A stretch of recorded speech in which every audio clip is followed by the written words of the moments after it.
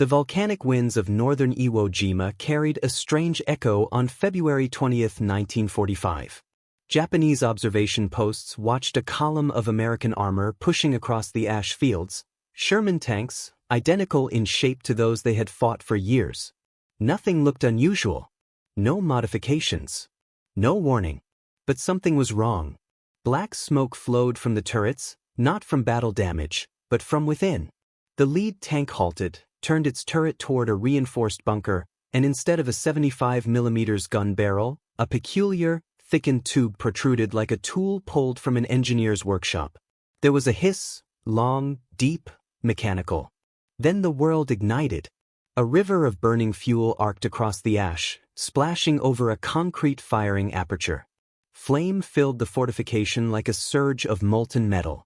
The screams ended almost immediately. Japanese forward observers grabbed field telephones, shouting reports of a weapon they had never imagined. Armored flamethrowers, Shermans re-engineered into machines meant to burn entire underground networks out of existence. Only 8 such tanks existed on the island that morning. But by the end of the battle, they would account for over a third of all Japanese casualties, rewriting the mathematics of survival on Iwo Jima. Behind that terrifying spectacle was a long secret project on Oahu, weeks of welding torches lighting the workshops of Schofield Barracks, where Navy Seabees and Army chemical engineers fused American industrial strength with battlefield necessity. The Japanese would soon discover what happened when innovation arrived wrapped in armor. The battle for Iwo Jima had just changed forever. By the time the flamethrower Shermans fired their first blast, Iwo Jima had already been transformed into one of the deadliest fortresses ever constructed.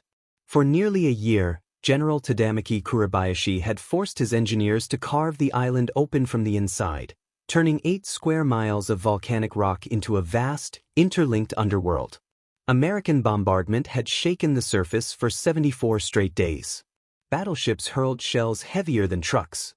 Carrier aircraft dropped thousands of tons of ordnance.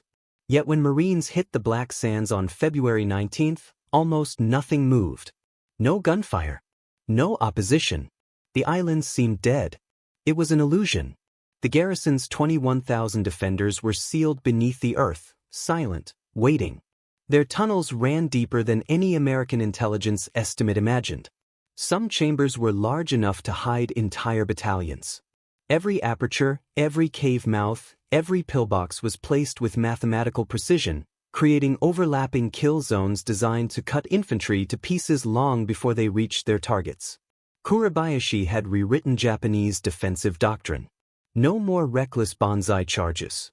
No more dying for the sake of dying. His men were ordered to kill 10 Americans before they themselves fell, and they were equipped to do it. But even the general's brilliant system had a flaw he did not yet know. The same tunnel vents and gun ports designed to survive naval bombardment would become conduits for something far worse than shrapnel, flame that flowed like liquid and suffocated entire chambers in seconds. As Marines died in the thousands on the approaches to Airfield No. 1, commanders realized artillery and riflemen alone could not break the stalemate. The flamethrower tanks, still sitting in reserve by the beach, were no longer optional. They were now the only tools capable of opening the underworld Kurabayashi had created. The order was given, commit the flame Shermans. The island would soon learn what true terror meant. 5 months before the first flame tank rolled across Iwo Jima, the weapon that would reshape the battle was being built in secrecy thousands of miles away. At Schofield Barracks in Hawaii, Colonel George F. Unmacked, an unassuming officer with a calm voice and a reputation for solving impossible problems, received an order with no room for failure: create a weapon capable of burning Japanese defenders out of their underground fortresses. He assembled an unlikely team.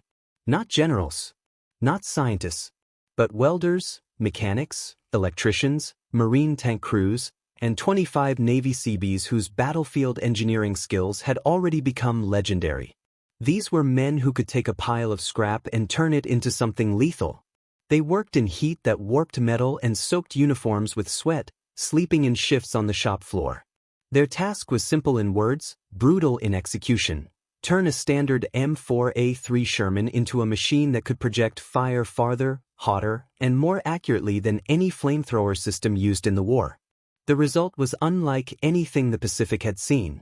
Instead of bolted-on, unreliable field rigs, these tanks were rebuilt from the inside. The main cannon was replaced with a flamethrower integrated directly into the turret's firing system. It could traverse nearly a full arc, elevate like a proper gun, and spew a river of napalm up to 150 yards, 3 times farther than any previous U.S. flamethrower.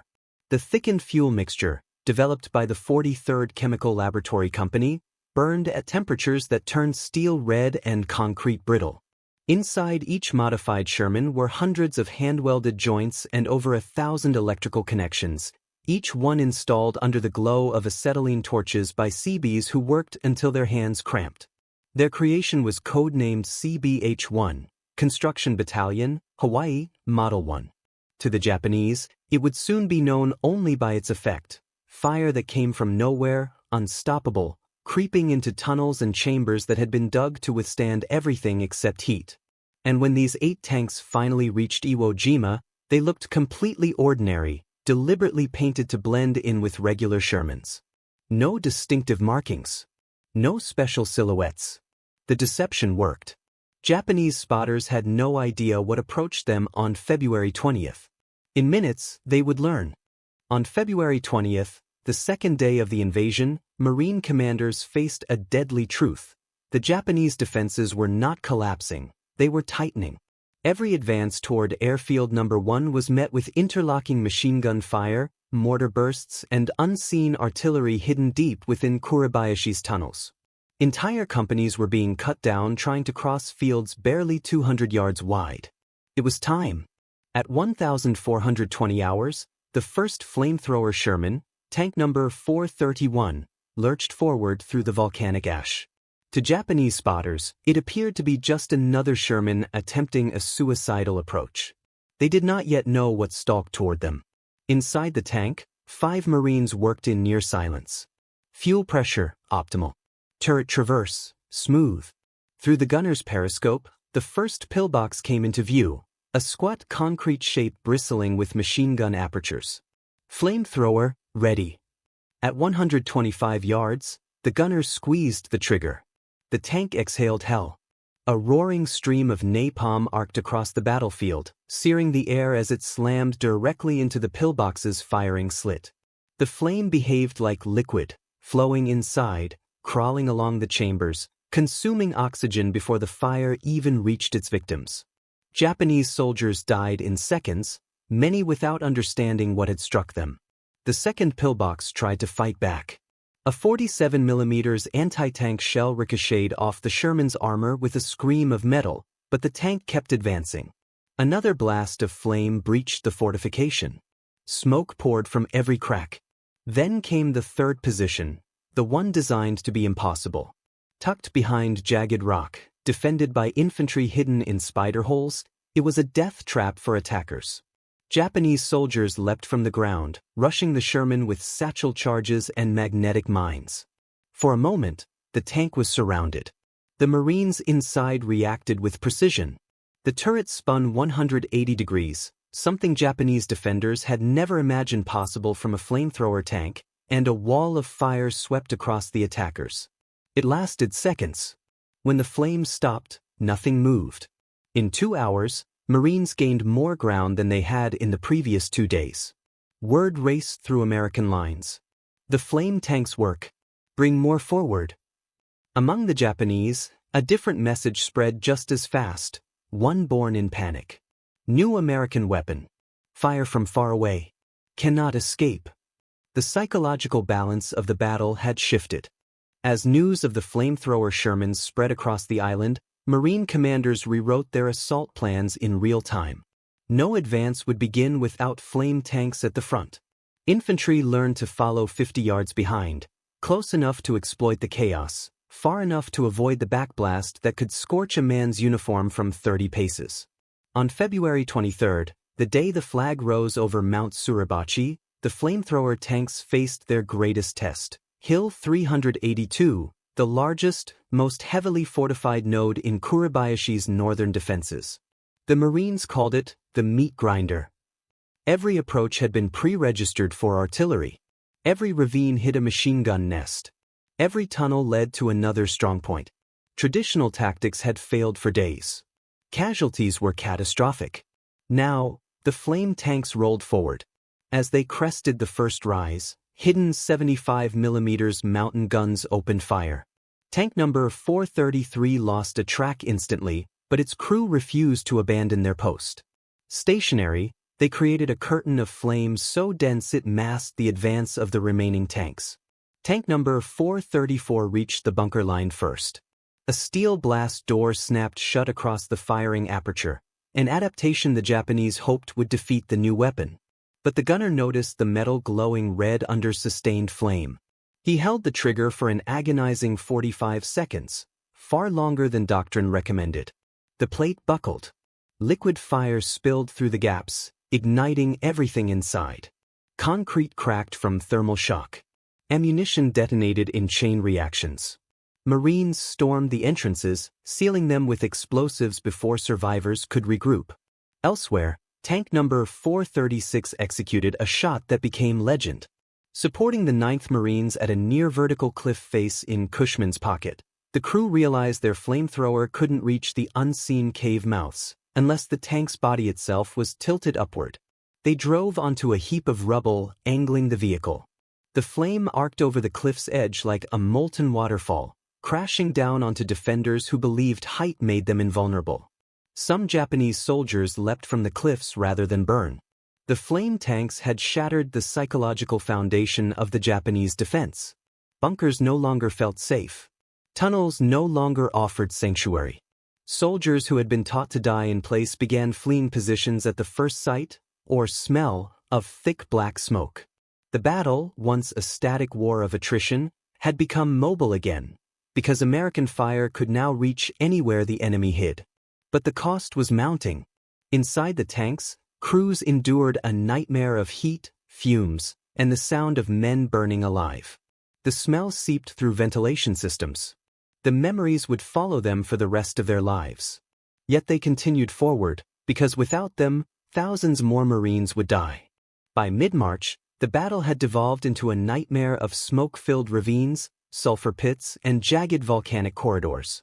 Kuribayashi's last stronghold, the Bloody Gorge, was a labyrinth where every yard demanded blood.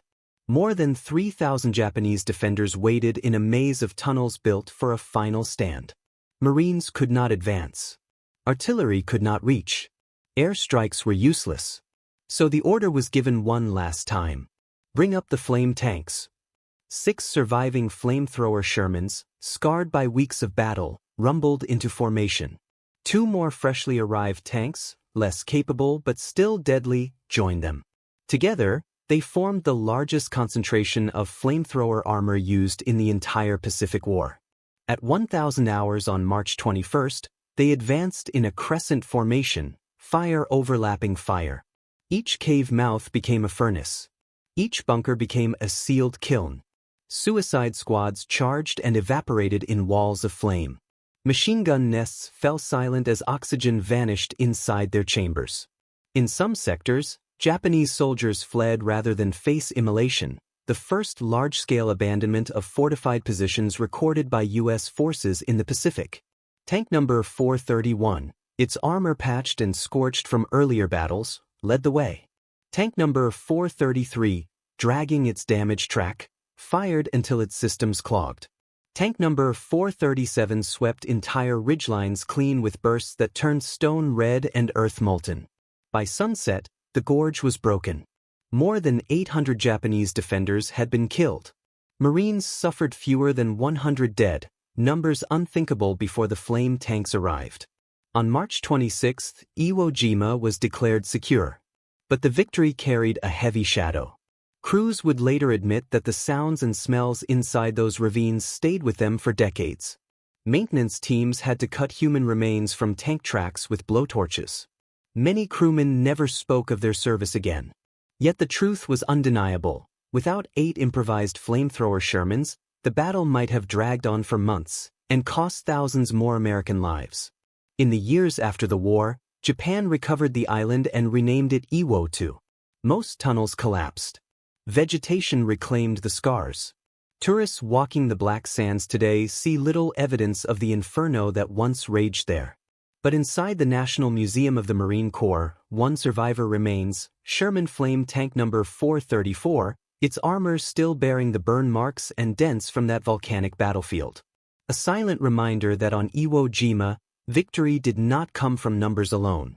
It came from ingenuity, from engineering, from men who could build weapons the enemy never imagined, and others who endured the horror of using them. The age of ancient fortresses ended on that island. The age of technological warfare began in flame.